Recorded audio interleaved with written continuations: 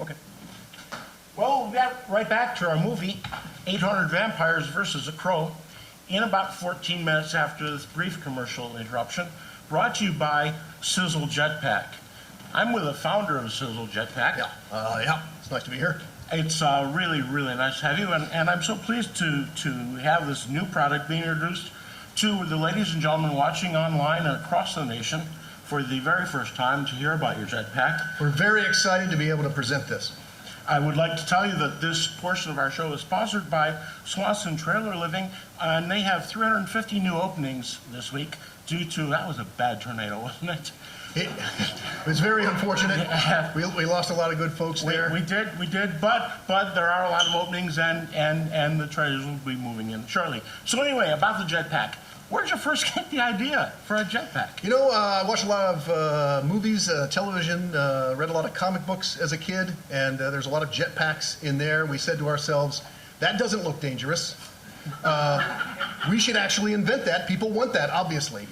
You know, as a child, growing up with those cartoons, I longed to have one. Now, I understand that the initial testing did not go well because you started small, is that correct?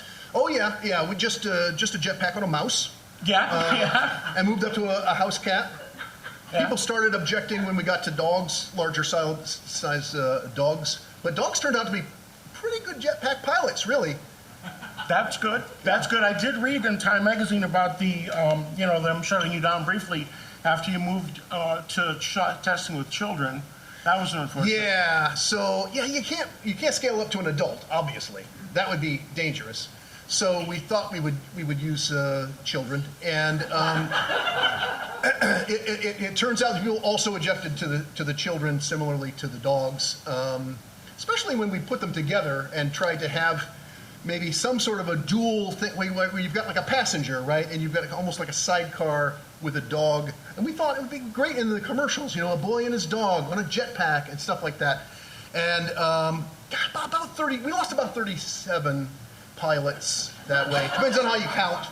Some of the dogs survived. Well, that's good. Good for the dogs. Good for the dogs. Yeah. So these now were all volunteers. I want to stress all volunteers. Yeah, except for the cats. Strictly volunteers, based entirely on the discipline problems that they were having in the school that summer. Is that correct?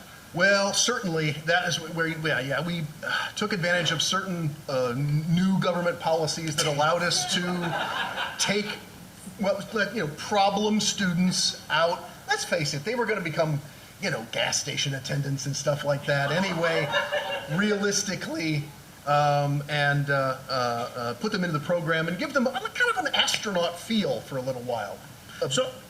Very little while. Some of them, yes. Some of them, I did see those videos every time. Yeah, a lot of headers, yeah. That's good.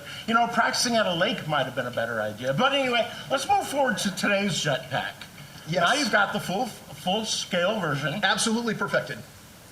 Absolutely perfected. Yeah, I would say so, yes. Okay, and propulsion. Gas generated, solar, how are we getting this thing in the air? Very small nuclear explosion. Very small. Very small. Controlled. Yeah, I'd say it's controlled. Mostly controlled? Mostly controlled. It goes out the back. Most of it goes out the back. Ladies and gentlemen, if you've not seen the YouTube videos on the failed, amazing, colorful, bright... Even the failures are inspirational. You thought the Aurora Borealis was something? Yeah. No.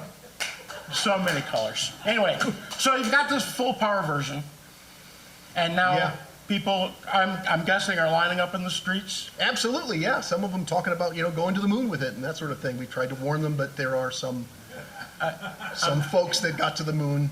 I'm guessing that at some point, being just a jetpack, there's maybe an oxygen problem down the line? Right, yeah. Without an oxygen tank, you really can't go to the moon. We keep telling people that, but... You should put that right headline on the waiver, it's in there. It's in there. Dave Wilson. Page 2, 3. It's in there. Yes. Very good. Very good. So, looking forward, are you looking at, transportation needs for the community? Plymouth has not got more than one or two We think taxis. this will completely get rid of traffic jams and eliminate all kinds of traffic problems in that way on the ground. Now, what happens in the sky? We don't know. Well, that's why I'm sure the FAA will step in, and they're very good at stuff like that. Well, we're hoping. Look how well they're doing with Boeing. We're doing a lot of lobbying, like Boeing, in order to avoid those kinds of, litigious red tape kind of problems. We're big fans of just people just getting in that jetpack and just going off to work or play or ending up in a lake, whatever they want to do that particular day. Now, a surprise.